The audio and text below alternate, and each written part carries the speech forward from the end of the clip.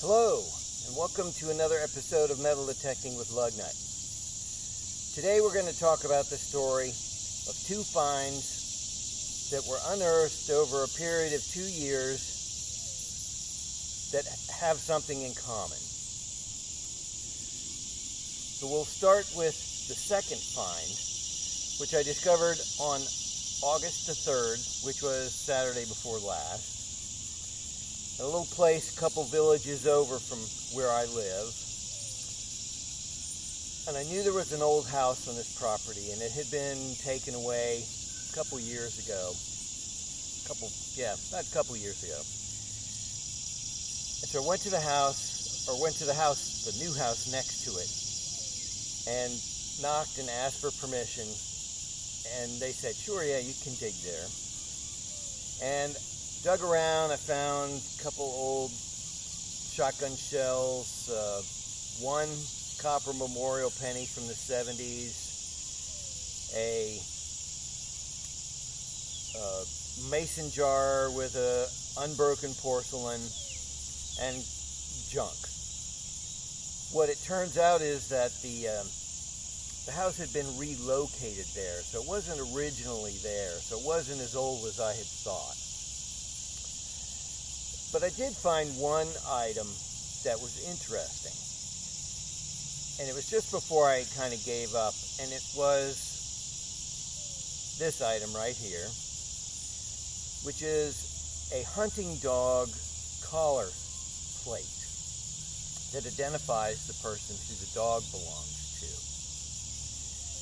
And I've found one of these before, and I was thinking to myself, gosh, this really looks familiar.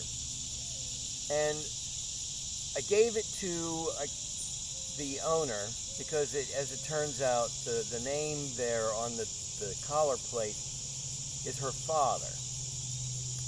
And we started talking about it, and I told her that I had found one similar.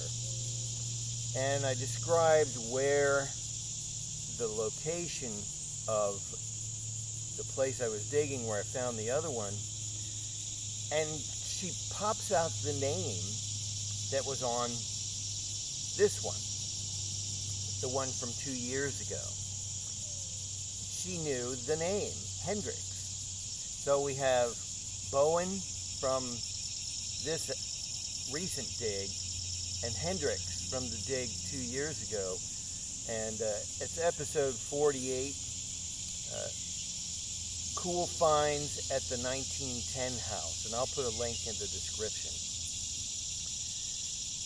So I found these two plates, and they look very, very similar. And as I'm talking to her, she tells me that her father had a kit that you could make these plates using these dies and a hammer with all the letters and everything. And what it turns out is Mr. Bowen and Mr. Hendricks were hunting buddies and friends.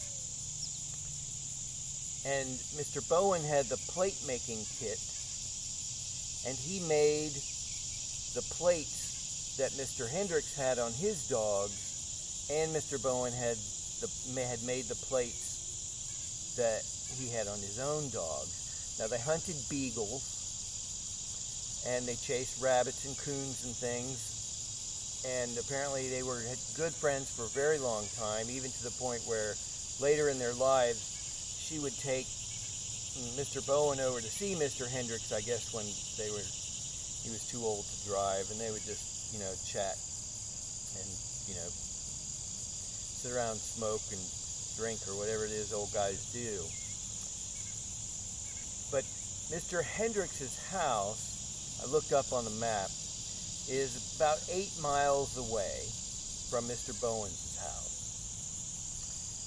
And I just think it's cool that over a period of 2 years, 8 miles apart, that I would find two of these hunting dog collar plates made by the same man and used by hunting pals, to run around from the tag there, from this town to Vacaville, and chase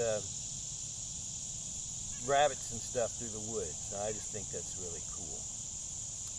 So that's all I've got for today. Thanks for tuning in. I hope you enjoyed this little bit of Piedmont rural history. So please come back next week when we once again go looking for what's under the grass. Bye for now.